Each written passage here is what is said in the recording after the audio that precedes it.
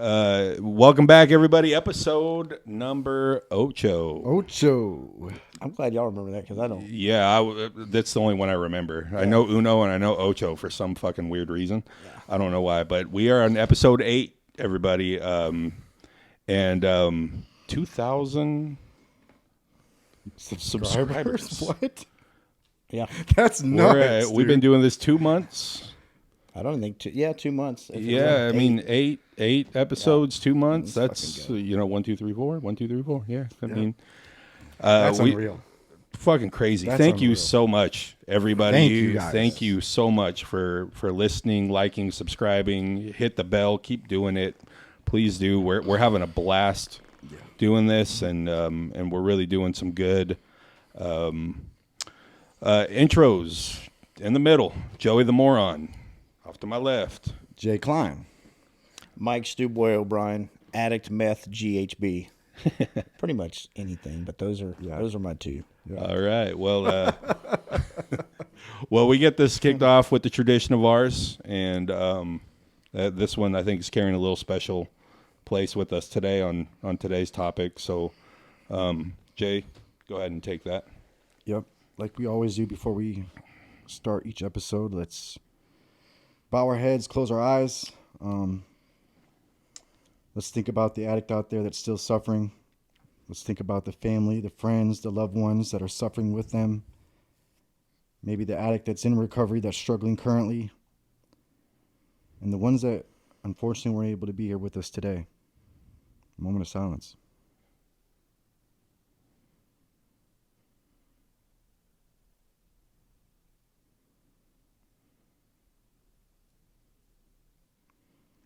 Thank you. And also, before we get started, go ahead. A good friend of mine, not in recovery or addiction, but just a good friend of mine who made a real impact on the Austin community, specifically the Austin hip-hop community. Wearing his shirt today. A quote he lived by is, "Remember me, a legend." And a legend he was. Christopher DDI Rodriguez, responsible for pretty much everyone's music in Austin. So we lost him this past week. So shout out to you, brother. Thank you. Rest in peace. Rest in peace.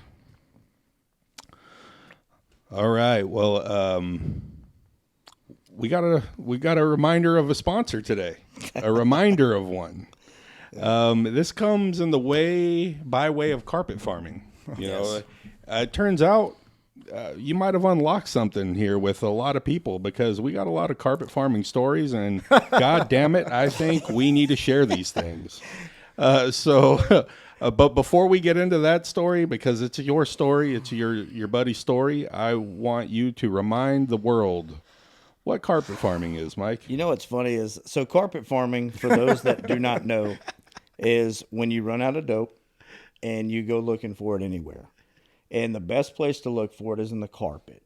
So you literally get on your hands and knees and you start farming. It's like you're farming for crops, but you're looking for dope.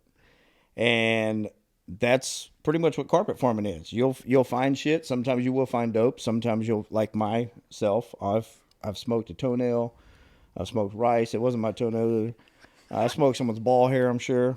You smoke pretty much whatever you find. And what's crazy is I've actually gotten a lot of comments from people, and I've gotten some DMs from a lot of people that watch. Thank y'all for watching.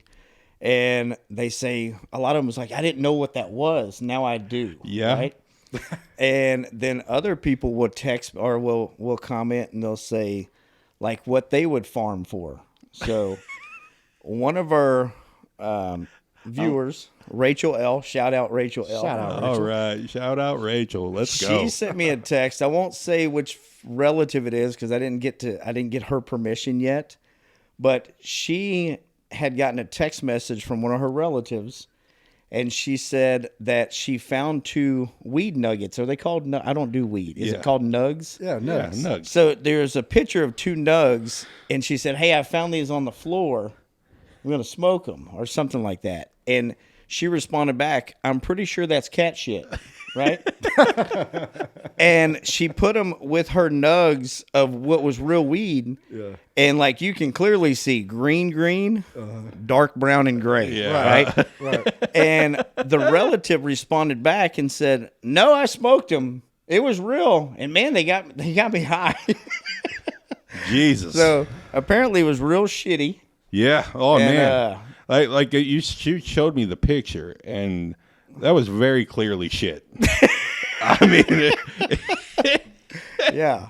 Well, let's go ahead and put a disclaimer out there. Don't go out there smoking cat shit, guys. 'Cause No. I don't know what. Yeah. I don't know what your cat's eating, Yeah, but, probably shouldn't be fucking That's smoking. that's that trippy shit. What did she? Where Well, did she find it? So she found it on the floor. So the Rachel told me that her son probably knocked over the litter box or some shit, and she mistaken some shit for a little weed. And so Rachel's question was, Mike, since you've carpet farmed and smoked toenails and this and that, is that normal for an addict just to smoke whatever the fuck they find on the floor? And my answer to that is apparently yes. Yeah. 100%. Look, when you run out, just go looking just go looking on the carpet. I love that carpet farming is the gift that keeps on giving. Out of this whole podcast, It's almost like Christmas every it day. You is. never It's like know. we're like It's like a Wonder Ball. You never know what you're gonna We're get. getting these fucking weird stories, and I like it. I like that there's somebody out there who can relate to the carpet farming and expand upon carpet farming through smoking cat turds. Yeah. Yeah, that's pretty fucking cool. So thank you for sharing your Yeah. story, Rachel L. Thank you. Thank you very much. So today's topic, and this one might be a little tough to get through, but we're gonna fucking do it because I don't think that we've touched on it before, but people that we've lost. I mean, you just said that you lost somebody close to you, but I know there's so many more that you guys have lost through being addicted and then getting sober.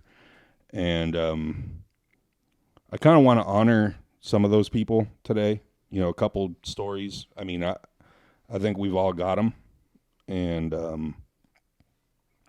I think it's important. So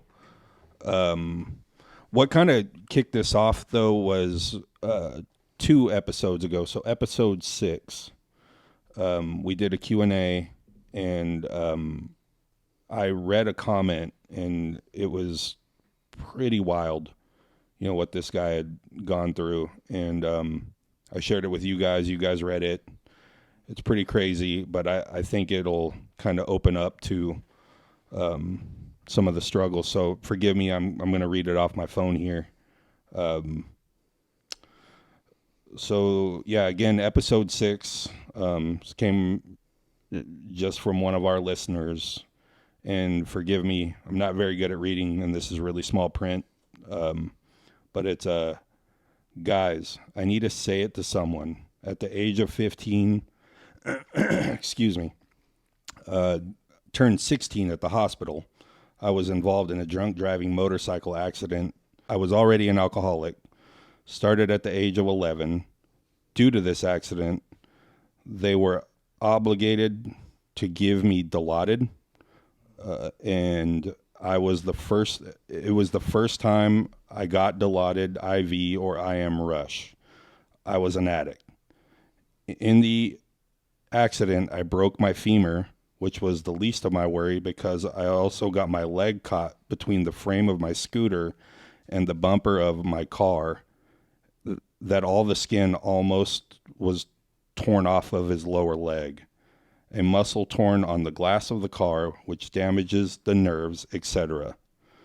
I went under anesthesia, so they took my skin to transplant, make 2 muscles out of one to replace the one torn off, which took more close to 12-hour job, if I remember. I'll kind of paraphrase the rest here. I think you guys are getting the idea. But at a certain point, this 16-year-old boy was doing 240 milligrams of OxyContin 2 times a day. The normal was 10 to 20 2 times a day. But he had such a tolerance that it was like candy for him. And they put him under close supervision. I got transferred to methadone after a few years. I lowered my methadone to shop it too abruptly. Wasn't his choice to erase the withdrawal. Then he got into cocaine, ketamine, benzos, heroin, and he hyphenates the heroin. It was a lot. He took every drug under the sun. He just took it, and he was using it basically as medication for pain. He's now 31 years old, second time on methadone, and taking a mix of oxy, fentanyl, heroin. I mean, this guy's still clearly in the fight. And then towards the end, he basically just said, you know, he's 31. At 15, he just straight got like his life taken away from him. Still feels like a 15-year-old. Yeah, he just still feels that way, that he's still that kid. And, man, I mean... But he's talking about he wants to stop, right? Yeah. He just doesn't know how. He just doesn't know how to do it. And, I mean, number one, thank you for spilling your guts to us like that. I mean... Again, this is absolutely the reason why we do what we're doing here, is for these types of stories from people who are still in the fight or people alongside them fighting with them. But to get vulnerable like that takes a lot. To let us know that, you know, we had something to do with that is, I mean, it's super humbling. And yeah, I mean, I think that ties in a little bit to your story, sort of, right? With the OxyContin, you have a loved one that you lost. My sister-in-law, before I was ever a drug addict, I didn't understand addiction, which is something I really understand now. But I know that there's families that still don't understand it when their loved ones are going through it, if they've never had to deal with it. But my sister-in-law, she was one of the best people in our family. And when her and my brother went through a divorce, she was still around. We still loved her. And she got addicted to OxyContins. And she started taking them. And the last time that I seen her alive, I want to say it was Easter of that year. And she came to the house, to where our Easter party was, came to my brother's. And she was so far gone out of her, like she was slurring, couldn't understand her, and she just wasn't who we knew, right? And instead of embracing her and instead of being there for her, we didn't know how to. We were just like, it was kind of a shameful thing. Like we were kind of ashamed of her. And we kind of cast her off and pushed her off to the side. And like, you know, we're making comments to each other like, man, she's fucked up. Like something wrong with her. But none of us tried to help. I'm not going to speak for my family. I didn't try to help her. I didn't know how to go about that, to let her know that she's loved, cared for, and what can we do to help you.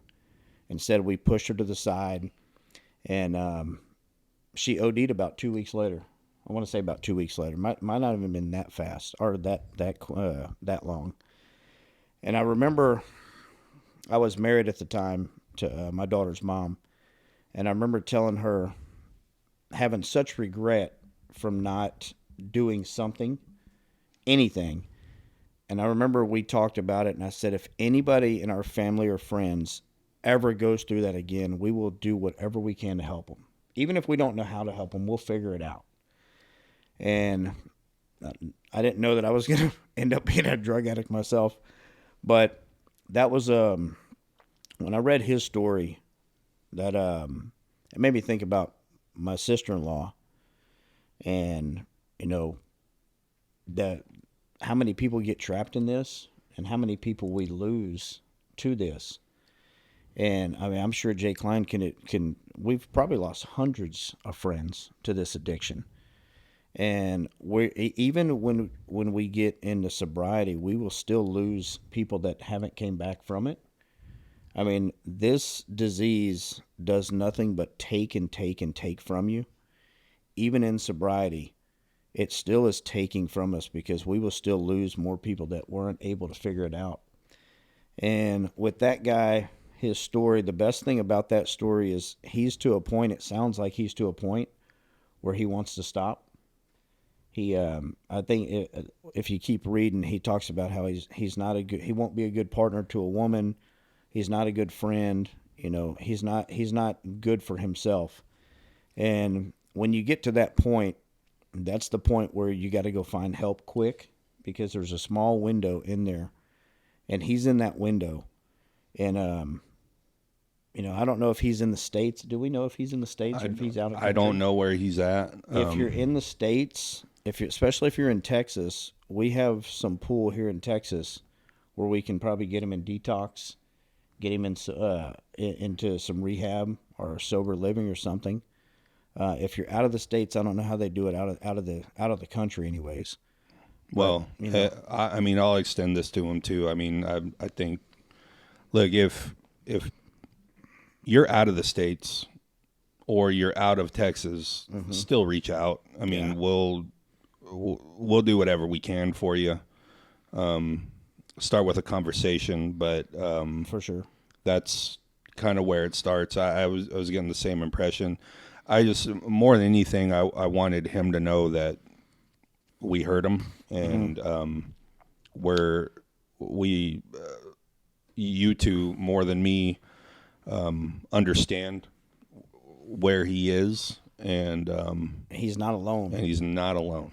And So something he said in there, and I'll let Jay Klein talk about it, is he talked about how he's 31 now, but he still feels like a 15-year-old. And I felt the same way whenever I got sober. I felt like I started at 32. I didn't get sober till 42. But those 10 years in there really didn't. I mean, I tell people now I'm like a toddler yeah, because I had to relearn so many things about life, because your life really stops when you become an addict. And it doesn't stop, but like your growth, like growth your stops. yeah, the humanity, everything kind of just stops. And then, you know, you see your friends and stuff getting married and having babies and starting businesses, and here you are just still smoking meth in your bathroom watching porn. Yeah. And you just don't advance the way other people do. And then that's a scary situation, because whenever you do stop, now you got to start relearning how to live like a normal person, think like a normal person, and do shit that normal people do. But yeah. JV. I mean, Jay Klein. sorry. Oh shit. JV's right JV there. is over there. Yeah, you Sorry, got- we got a lot of J's going on over here. Hey, you're on his mind, buddy. Yeah, you're on my mind. You're a cute boy over there. Wow. He is. He's a cute boy. not Look at him. creepy. Look at that punum. All right. Yeah. Okay. All right. Okay. Jay Jay Klein. Klein. Jay Klein. Yeah. So I guess number one, well, I mean, what are your thoughts on the comment that we just read? And kind of piggybacking off of Mike, you have somebody that stands out to you that you lost in addiction? Yeah. That story, man, is that's why this works. Because that story is a lot of my story in a nutshell, you know, in the essence. That story is others' stories. Maybe not totally the same mechanics or situation, but that's why this works. There's a therapeutic value in one addict helping another, because there is a relatability factor in there. It's the same struggle. It's the same thing. I was really just hearing that again, hearing you read that aloud. I was really just taken back by it. I'm also in a much more emotional state today than usual.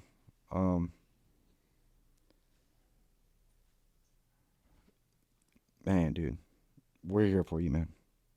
And I think you said that well. You're heard. you're heard. I mean, we've talked about it almost all week. That comment, other comments, messages, like these are, I think about this daily. It's always on my mind. Yeah. I wish there was just I wish there was like a magic wand I could just fucking just a recovery wand. Just you're sober, you're sober. Yeah. I wish, yeah.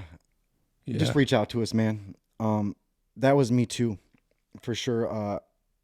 Most people that start with opioids or opiates starts from a pill. Yeah. It starts from a doctor. From a doctor giving it to Yeah. you. Yeah. Now, mine wasn't a surgery, and mine didn't come from a doctor, but mine came from a person whose persons came from a doctor. Right. Right. And that opened up the floodgates. Like I popped a couple Loratabs, couple hydrocodones, and I thought I found my cure all. Yeah. And it's a real I don't even know I can't even say the right terminology for it. It's just, thankfully there's a little bit, the restrictions have been tightened on what doctors can prescribe nowadays.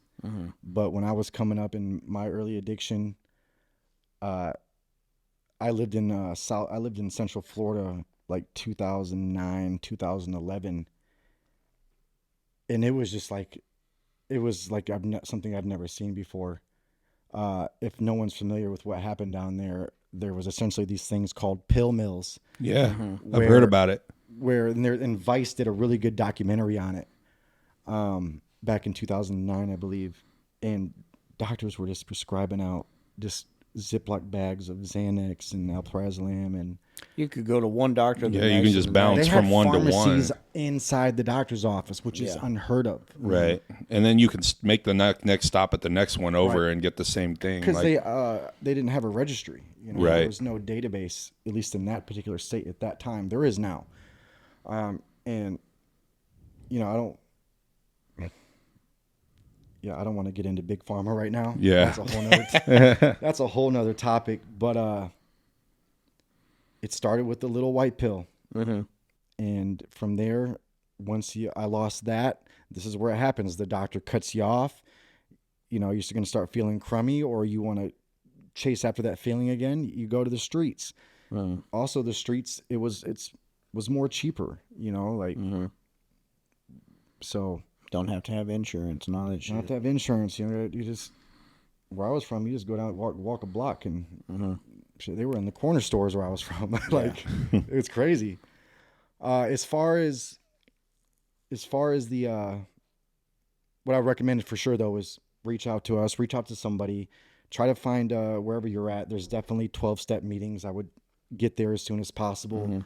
Get in some type of recovery community where if we can't, someone in your hometown for sure can point you in the right direction. Getting treatment, because the main thing is you got to get away from it. Yeah. yeah. If you don't give yourself a chance to get away from it, it's hard. You got to get away from it for a minute too. Well, and Like there's a so- lot of detox. What is normally 7 or 14 days? Most of them. Detox can be anywhere from 3 to 7 days. Yeah, and then you need to go to A residential, rehab, which something. Which Shortly and none of those is long enough. Yeah, None of those, unfortunately, is long enough. But it's a start, and if you get that willingness and that mindset change that I've often talked about, and having that vision of where you want to go with your life, and you really surrender. Another word I've talked the about shit many up. times. We've talked about many times. I mean, that's the key to this thing. You gotta want something different. Now, when you want to talk about coming into life sober and what's that like, well, it was like I was reborn. Like a part of me had to die so a part of me could get to live. yeah, That's what this was. The old me had to go away, and I had to relearn a lot of things. yeah, Like a lot of things. Like it was like I started life over brand new. But I also embraced that as well. And I trusted the process. I didn't rush the process.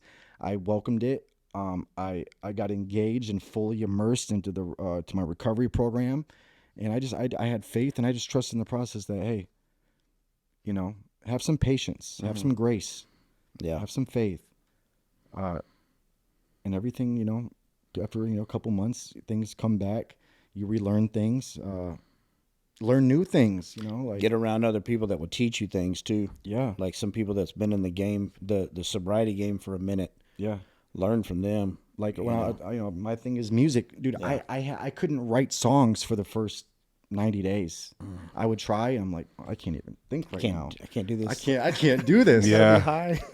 Yeah, like Yeah. that was a part of it. Like, Yeah. you know, I was so conditioned to doing things a certain way under the influence. Yeah. Pretty much everything. But like, you know, I didn't have the confidence. My brain was still so warped and like still coming back to life that I couldn't even do it. And Yeah. you know, you just chip away at it. And then you force yourself to do it, and then you just got to put yourself in there and just work at it. I mean, it takes work. Your mind will come back after a minute too. Yeah. That's something that I went through is like at work. I've said this before. I didn't think that I could sell anymore. I'm in sales. Right. Oh my God. Yeah. And I'm like, dude, I don't know if I can sell without being high. Like Yeah. I've been high my entire sales for the last 10 years. Yeah. I don't know if I'm going to be as good. And there was some days where I doubted, like, fuck, I need to go find another job. I can't do this. Right. Like I just can't, I can't do this unless I'm smoking meth. Right. Like that calmed me down and gave me the confidence Yeah. that I didn't have. That's what was crazy is I think I'm the most confident motherfucker out there. And whenever I got off drugs, I realized that, man, I wasn't that confident. I didn't believe in myself like I thought I did. Right. There was a lot of things. I had a lot of fear. There was a lot of like selfish tendencies, a lot of self-pity. Like I was not the person that I really thought that I was. Yeah. And I had to relearn and teach myself. And I say it all the time. I'm like a toddler. I'm a 44-year-old toddler. You certainly wear the same clothes. Yeah. 44-year-old Yeah, no toddler shit. wearing Yeah. medium shirts. Yeah. dude, Where do you shop at, Mike? Carter's? Smoke brisket, not meth. That's the shirt today. It's a great shirt. Yeah, great shirt. Yeah. But it's also, a child's fucking medium from the Baby Gap, too. Yeah. Shout out, Baby Gap. Is Gap still Got it on sale. Yeah. I guess, to your point, it's like you lose, it's almost like you lose that time, right? When you're in it. Yeah. Like I shared about in a previous episode about, after I suffered my 5th overdose and I was laying in the hospital bed and I'm scrolling through Facebook and Yeah. I stop at a picture of my family at a family gathering and I'm so shocked because I couldn't believe how old they had gotten. Right. Like I thought it was still 2014. Yeah. And 8 years later, like it's crazy. Like time, the concept of time is not real in addiction. And that's what blew my mind. I'm like, oh my, has it really been that long? Yeah. Like, has it really been that long? That's wild. I was going through pictures one time and I was like, a family photo and I'm not in it. At a gathering, I'm like, what the fuck? I didn't get invited? No, motherfucker, you missed it. Yeah, you probably were invited. You were high. You just didn't show up. Yeah. That was the fucking one that you didn't show up for. They were waiting on you the whole time. But like Yeah. for me, that sales thing, like when I lived in Florida, I worked for a vacation sales company and it was on the phone. And I was on pills the day I got down there. And my first day on the job, I did 4 friggin' deals. Like they thought I was the new hit. Yeah. And then I'm fucking selling my ass off all week, right? Well, the next week I was waiting on my check and I had ran out of money. So I'm like out of, I don't have pills. No money, no pills. So like I'm like sitting at my desk and I'm normally I'm standing up. Let's go Wolf of Wall Street type shit. And I'm just sitting. I'm like, oh my God, I can't do this. I don't want. I'm so miserable. Yeah. The TA, he's walking around. Like Yeah. I'm sure I don't know if it's the same where you guys work at, but like this guy, we have little cubby or cubicles, and the guy's walking through, and he's like, "What's up, sport? No deals?" I'm like, dude, I don't know, like. Because for me, like heroin, opiates, that was my natural male enhancement. You know? Yeah. That was my, Yeah. no, like, I meant like my ego. Yeah. My for sure. confidence, my self-worth, my self-esteem. Like, Yeah. that was my steroid. And I couldn't produce unless I was on it. So I thought, and that's such a hard thing to break, thinking that you need this to be this. You know, like no matter what substances that you're addicted to, you think that this is making you better. Yeah. Or this is fixing this ailment. I think this is wrong with me, so I need this so I can be this. And you're just covering it up. You're just bandaging what is making you feel like this naturally. Right. Yeah, I mean the real heartbreaking thing to me, and we just mentioned it a little bit ago, but it's something that I think about a lot for you two. Is, I mean, this started in a hospital for this kid. You know, like he was getting just given drugs, fucking Like I had a choice to go do it. right. He didn't have a choice. Right. So it was just, he was dealing with mass amounts of pain, and they were giving him things for pain, and then he needed more of it for pain. So, And that's a hard thing to really, because like, I don't, for something massive like that, yeah, you probably did need that. I mean, and that's what got me to thinking for you two, you know, have you ever thought about if something traumatic like a car, you know, God forbid, you know, car accident, you break an arm, you know, you need pain meds, you know, do you guys like fear that? Like, Well, I actually experienced this. okay. Like 4 months ago, in September of 2023. I had insurance finally because I kept a job. Nice. So, for years, because I snorted so many substances up my nose, Pills and everything. pills, who knows what? Yeah. Like, Toenails. if it broke down, it was going in. Yeah. And so I snorted. I did a lot of damage to my nose, and it got to the point where I could only breathe out of one side of my nostril, like you know, and I couldn't breathe. I couldn't sleep, and so I was like, and I did this for like 6 years, living like this. And I'm like, you know what? I got insurance now. Let's fix my deviated septum that I ruined. So I got that, right? Well, that's it's not a major surgery, but it's a surgery, Yeah. and it requires you to be put under. And I disclosed to the doctor prior to the in the initial meeting. I said, hey, I'm in recovery. I am an opiate addict.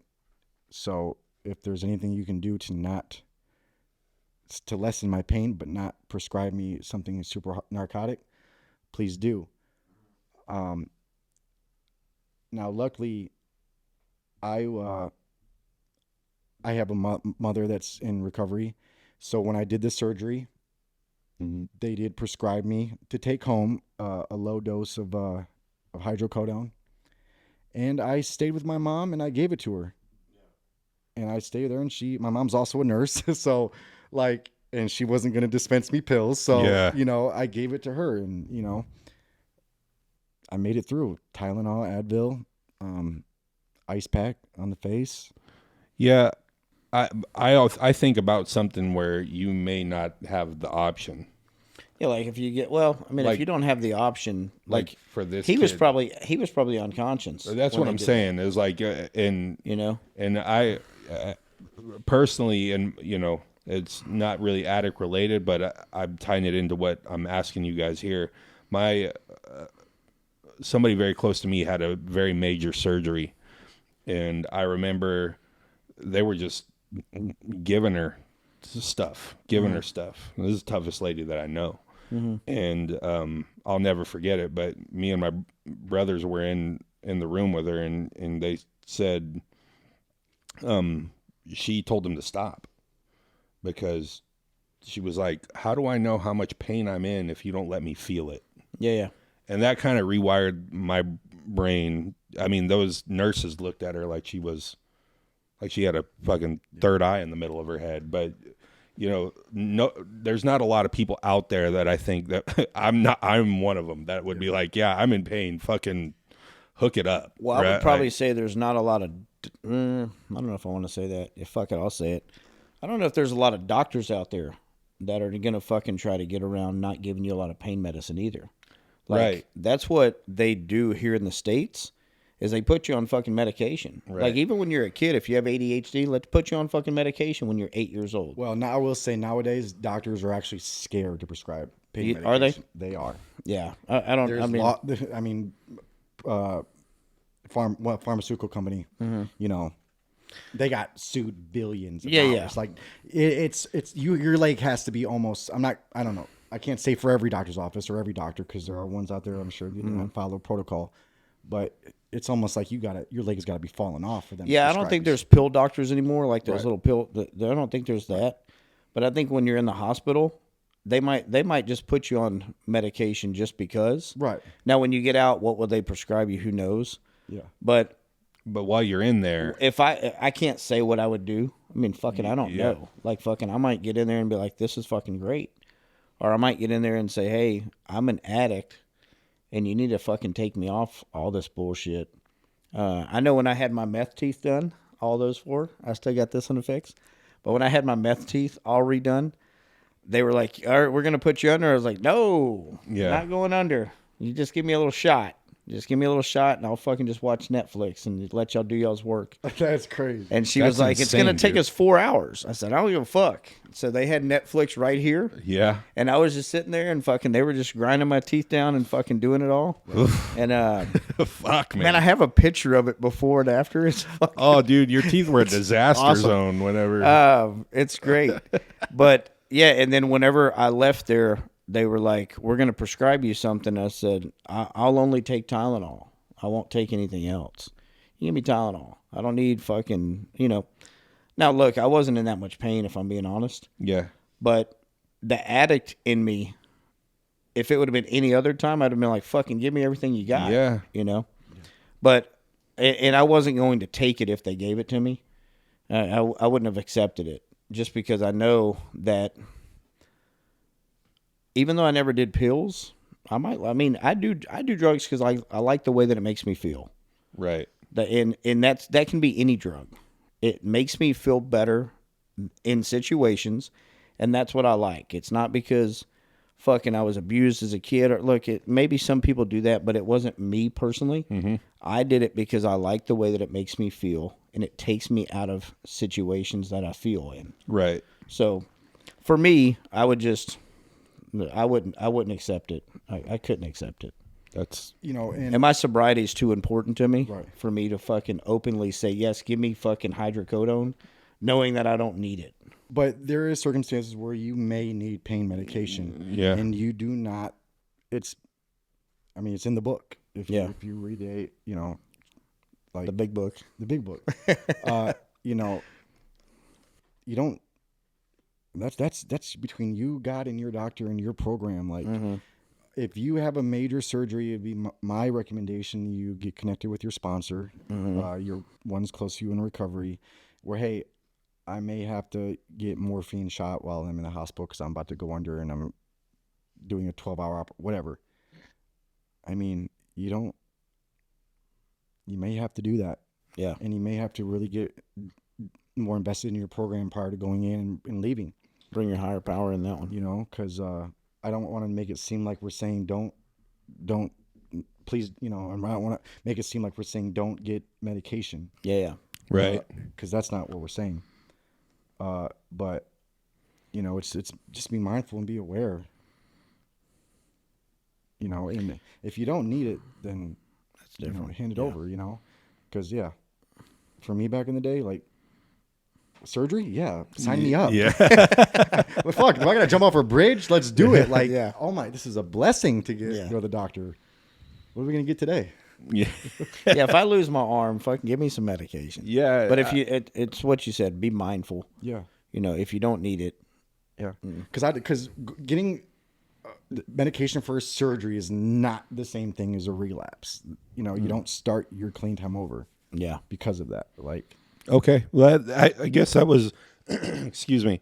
I think that was probably more what I was, again, I'm super oblivious to all of this. And these are just questions that I have. And I mean, I think that might help some people too. Well, I know someone. I know someone who got hydrocodone prescribed to them because they did need it, and then after they didn't need it anymore, they kept doing it, and then they got honest with themselves and came back and said, "You know what? I've got to start my program over again because I'm definitely abusing this. Right. I'm definitely abusing it. I need to start my program all over again." To where at the beginning, this person did need it. But then they realize, like, I'm abusing this. Like, I'm taking 4 of these a day, and I'm trying to get refills when I don't even have refills. So, I mean, you just got to be mindful and be honest with yourself. Absolutely. I think that's one of the biggest things is be honest with yourself. Bring your higher power in those, and if you have a sponsor, it just sucks for this guy because he didn't have any, like, he didn't have a choice at 15, it sounds like. Well, but you have a choice now. Especially the trauma that he experienced, man. I mean, there's so many layers to what he was telling us, but the first one to me was the severity of his injuries, right? Mm-hmm. Like, I mean, you break your fucking femur and you're having skin torn off of, and your muscles are getting torn in two, and it's just, I mean. Now, was he the drunk driver? No. He wasn't. No. Okay. He was hit by a drunk driver. Okay. Yeah. And he was on a scooter. Yeah. And just it sounds like complete. I mean, it obviously was a life-changing event for him in multiple ways, probably. And I can't imagine injuries like that. Your pain's going to stop. Yeah. He's going to have to find ways to deal with that in sobriety too, I think probably for him the biggest obstacle he's going to have is going through that first 2 weeks of detox or so, wouldn't you say? Because that's probably going to longer. Yeah, probably longer. The overall effects. Man, he was doing 240 milligrams of oxy 2 times a day. That's fucking insane. Yeah. I've heard of 80 milligram oxys. And people used to cut those in 4. Remember when they can cut them in 4? I don't think they can do that anymore. Yeah. But doing it's a lot, man. That's a lot of pain, and that's a lot of. But he's gonna have to go through detox for him. I would think. I don't fucking know. I'm not a doctor, but I would think. But the good thing is there's definitely help. There's detox out there. There's places you can go to find help if you really want help. The crazy thing that I found in the program is when you're willing to get help, there's so many fucking people that will help you. Mm-hmm. I mean, it's insane. It really is. I've never been to a place where fucking everybody loves you. Right. And they're like, welcome home. You came to a meeting with us. And I know that you were blown away with the community. It really was. It's insane. Yeah. And those people, when they give you your phone number or their phone numbers, they really will fucking answer when you call. Yeah. And whenever it doesn't matter if it's 2 or 3 in the morning, they will call. They will answer or they will call back. And if you need help, the beautiful thing about the recovery community is so many people work in recovery. A lot of people have records from their past, and you can work in recovery with that because now you're normal again. So you're not going to fucking steal shit and stuff like that. But a lot of those people, man, they're so willing to help. It's insane. Yeah. So you can get help. If you get in the community, find the right people, someone will get you in detox where they'll have a hookup where you don't have to pay for it. I can attest to that. Someone will get you in rehab where you don't have to pay for it. You may have to wait for a bed to come available, but they'll get you in there. Right. And if you want help, it's there. You just gotta fucking go ask for it. Mm-hmm. And that was one of the biggest things for me is asking for help. This lady, I'll say this and I'll shut up. This lady in a meeting one time, she was like, she was talking about asking for help, and I was like, yeah, I don't want to be a burden to anybody. And she was like, man, you're fucking selfish. And I was like, how dare you? Like, I'm not selfish. Like, I'm not asking for help. And she said, you know why you're selfish when you don't ask for help? And I said, why? She said, when's the last time someone's asked you for help? And I told her, and she said, did you help them? I said, yeah. She said, how did that make you feel? Said it made me feel great. She said, you're selfish because when you don't ask somebody for help in this program, you take that feeling away from them to be of service to you. And that's why you're selfish. And man, when she told me that, I'll ask anybody for help now, especially in the program. It's a good way to look at it. And I mean, being in that room with you guys on that occasion was pretty neat. It really was. And you got to sit front row. Yeah, dude, you guys Bro, put when you me. showed up, it was like our fathers showed up. Oh my god! He came back from the cigarette break. I know, man. The fucking record scratched because they were like, "Joey's here." I'm wearing the Two Addicts shirt, and I'm like, and I didn't know how to operate because they were like, "Okay." Everyone was like, "Are you the moron?" Yeah, first time here, I would raise my hand like in the Yeah. front row, and I didn't know that I was got a supposed to book, they introduce pass it myself. around, yep. I was like, yeah, Joey. And they were like, hey, well, everybody said my name. I was like, what the fuck is going on? Yeah. You know, it was a wild experience, man. It was, but I was told you this guys before, but I was really happy that you guys have that place and that place is. I'm very happy that place has you too. Yeah. And What'd you say? It's like a church for cool kids. it's a odd combination between church and therapy. Yeah. And it's like your own little community where you go, where you are, me being a normie and me not having those experiences, I was the fucking outsider there. You know what I mean? Like I was the one that was there to support you guys. Yeah. And I'm sure there were other people in that room that were supporting loved ones too, but by and large, I can attest to that if you're struggling, those rooms are probably a really fucking good place to start because you feel it immediately that everybody in there is willing to help. They care. They'll give you the shirt off of your back, to try and get you pointed in the right direction. Yeah, for sure. At your pace. They say the opposite of addiction is connection. Yeah. And it takes a village, and it's about welcoming someone and loving them till they can love themselves again. Mm-hmm. And then you have a forever family. Yeah, man. Yeah. Yeah. Well, I'm getting the old finger I love the from finger. Joe back there. The old finger bang. Maybe one day he'll right where I like it. The old dirty Sanchez. Yeah. Oh, man. I love making that kid blush more than anything on earth, man. It's I got the something best. going on. I'm Yeah. gonna get the He's like, fuck no. All right. Well, guys, thanks again for getting us to 2,000 subscribers. 2,000. Man. Thank That's you to Clean Cause Energy Drinks for the Yes. support. Again, buying this product, 50% net profits, support addiction recovery, or 5% net revenues, whichever is greater. Great cause. Buy it at your local convenience store. Buy it online. But keep liking, keep subscribing, hit that bell. We are on Spotify now. All right. Well, thanks again, guys. We appreciate it. Reach out to us. Reach out to us. Keep sending these comments.